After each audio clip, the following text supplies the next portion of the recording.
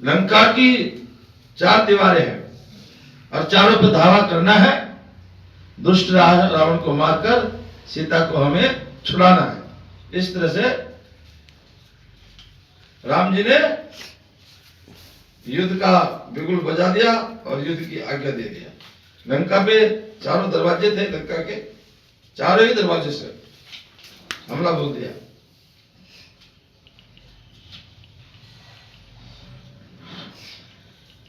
पहले ही दिन मेघनाथ एक दरवाजे से आया और उधर लक्ष्मण जी ने हमला किया था। हनुमान और लक्ष्मण जी ने एक दरवाजे से किले को तोड़ने का, बस फिर वहां दोनों में मेघनाथ और लक्ष्मण का युद्ध हुआ। शेष रहा था पास में, उसके शक्ति अपार, वह भी लेकर उछलकर बोला यो ललकार। जब बहुत लड़ाई हुई तो लक्ष्मण जी मेघनाथ के भारी पड़ने लगे, मेघनाथ के ऊपर भारी पड़ने लगे। तो मेघनाथ ने फिर क्या किया, कहने लगा जब तक मैं खेत खिलाता था, अब खा जाने की बारी है। इस शक्ति बाण का रूप धार, आप पहुंची मौत तुम्हारी है। ये शक्ति जो है इसका मारा बचता ही नहीं। दिन उगते ही प्राण गंवाता है, तन में बिजली सी कौन उठे, तन नृत्य तुल्य हो जाता है। और इस तरह मेघनाथ ने लक्ष्मण जी को शक्ति का प्रहार कर दिया। लक्ष्मण जी मूर्छित हो गए तो हनुमान जी दूसरी तरफ युद्ध कर रहे थे, देखा लक्ष्मण जी गिर गए। उसी समय मेघनाथ और अनेक राक्षस मिलकर के लक्ष्मण जी को उठाने लगे कि लंका में ले जाकर रावण के पास रखेंगे। लेकिन मूर्छित लक्ष्मण जी का शरीर भी रावण को मेघनाथ नहीं उठा सका। उसकी पूरी सेना के योद्धा बारे बारे से जोर लगाए, लेकिन वो हिला भी नहीं सके। क्यों? क्योंकि लक्ष्मण जो थे शेषनाग का अवतार थे। जैसे ही मूर्छा आई, शेषनाग ने अपनी शक्ति के द्वारा लक्ष्मण जी को भारी कर दिया। ये समझ लीजिए बस में कर लिया, ये समझ लीजिए पकड़ लिया, उठने नहीं दिया। मेघनाथ ने बहुत जोर लगाया, लक्ष्मण जी को उठा करके ले जाऊं और ले जाकर फूंक दूंगा, लेकिन नहीं उठा पाए। फिर हनुमान जी आए और हनुमान जी ने जैसे ही देखा लक्ष्मण जी मूर्छित हो गए, तो हनुमान जी लक्ष्मण जी को लेकर के श्री राम जी के पास गए। रामादल में राम जी ने पूछा क्या हो गया, कह रहे लक्ष्मण जी को शक्ति मार दिया मेघनाथ ने और लक्ष्मण जी मूर्छित हो गए। अब राम जी भी सामान्य पुरुषों की तरह लीला कर रहे हैं। कह रहे भाई क्या होगा,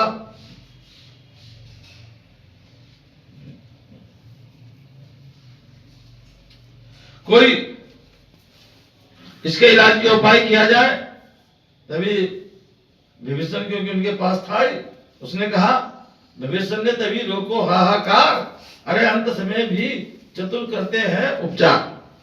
जो चतुर लोग होते हैं अंत समय में कार्य करते हैं, आखिर तक कहते जब तक सांस है तब तक आस है। तो मैं कहता हूं आप सुसेन वैद्य को कोई लेके आए लंका से, तो सुसेन वैद्य इसको ठीक कर सकता है। किसने कहा? विभीषण ने। तभी हनुमान जी लंका में प्रवेश किया और सुसेन वैद्य तो क्या, उसका पूरा घर सहित ही उठा के लेके आ गए।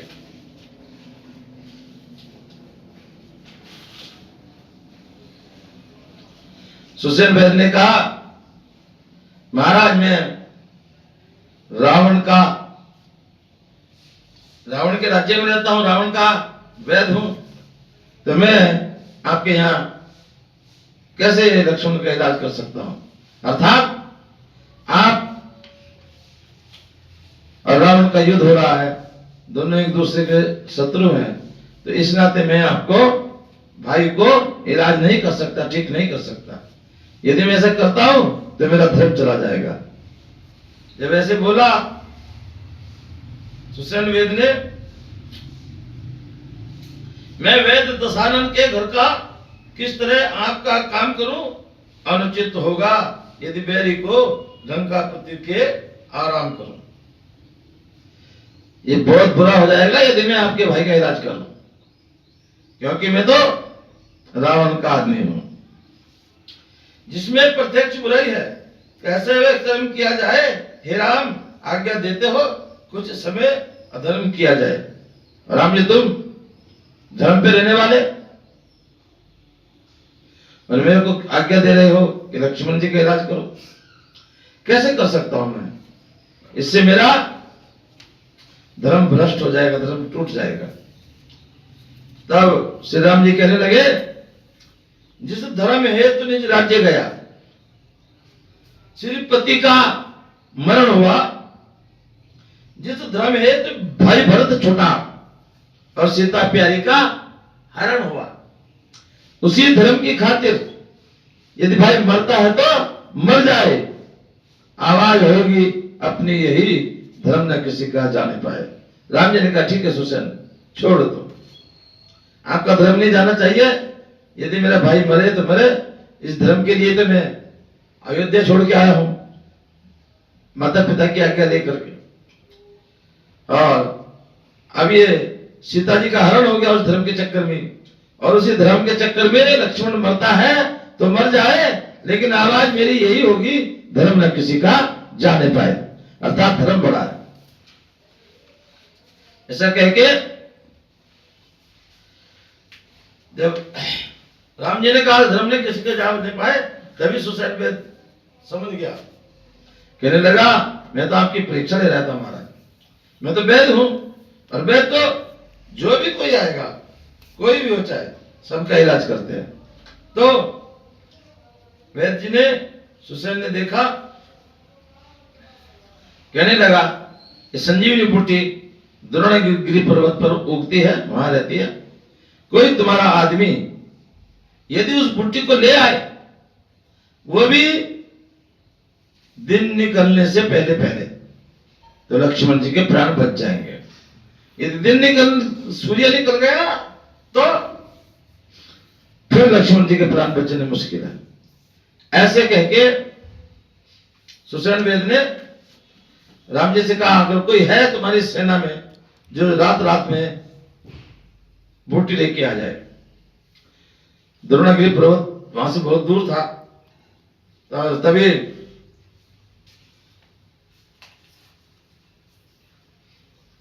राम जी ने हनुमान जी की ओर देखा और कहने लगे,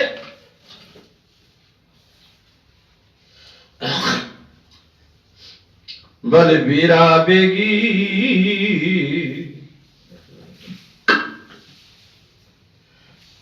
बलबीरा बेगी,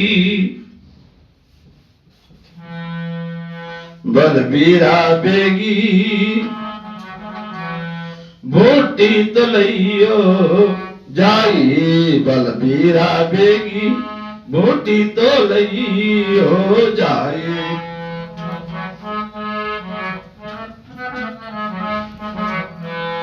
बलबीरा बेगी, बूटी तो लाइयो जाई, बलबीरा बेगी, बूटी तो लइयो जाई।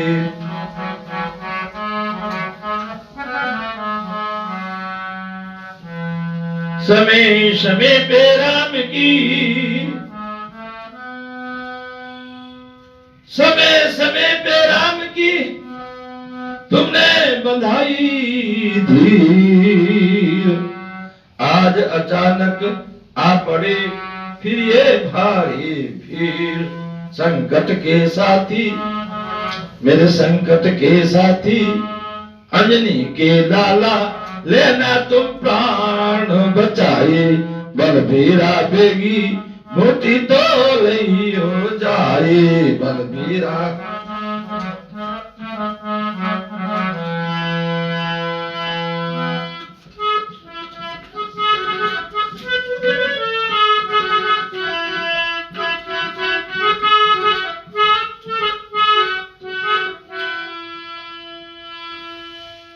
आज अचानक आ पड़ी फिर ये भारी भीड़, और समय समय पे राम की तुमने बधाई थी, संकट के साथी मेरे जीवन दाता, लेना तुम प्राण बचाई, बलबीरा बेगी बूटी तो लियो जाए।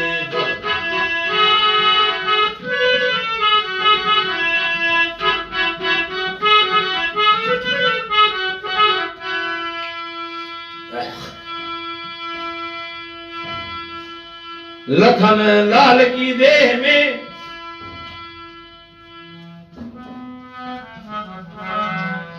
लखन लाल की देह में विष व्यापा अति भरपूर, और भरत लाल है अवध में, अवध अति है दूर। भाई हनुमान जी लक्ष्मण जी को जहर चढ़ते जा रहा है और बहुत जहर चढ़ गया। अब मेरा कोई साथी कोई सहायता करने वाला या दूर दूर तक नहीं नजर आ रहा। अवध में भरत लाल थे जो ऐसे समय मेरा काम कर सकते थे, लेकिन वो तो अयोध्या में है, तो अब कोई ऐसा नहीं है जिससे मैं ये कार्य कह सकूं करा सकूं। आप ही हो जो आप कर सकते हो।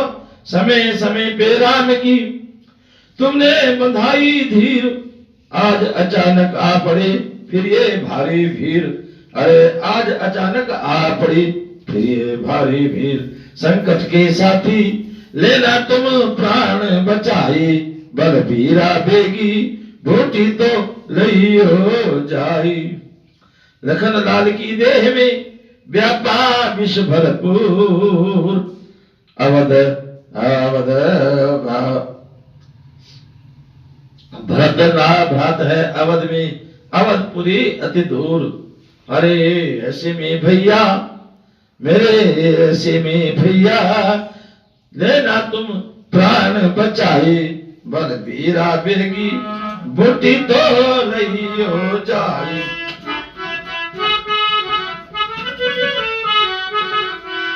बलबीरा बेगी बूटी तो लियो जाए।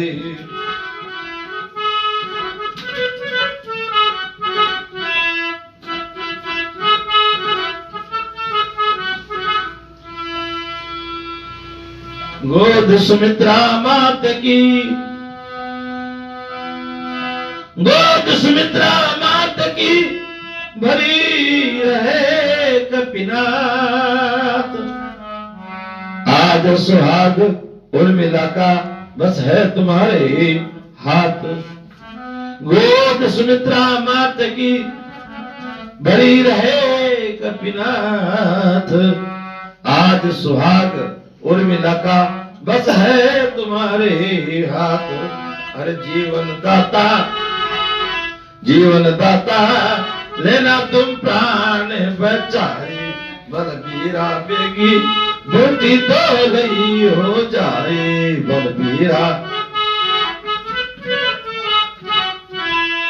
लियो जाई, लियो जाई, बलबीरा बेगी बूटी तो लियो जाए। बलबीरा बेगी। इस तरह से श्री राम जी ने हनुमान जी से कहा। हनुमान जी कहने लगे महाराज आप चिंता नहीं करिए, सूर्य निकलने से पहले बूटी में लेके आ जाऊंगा। और हनुमान जी बूटी लेने चल दिए।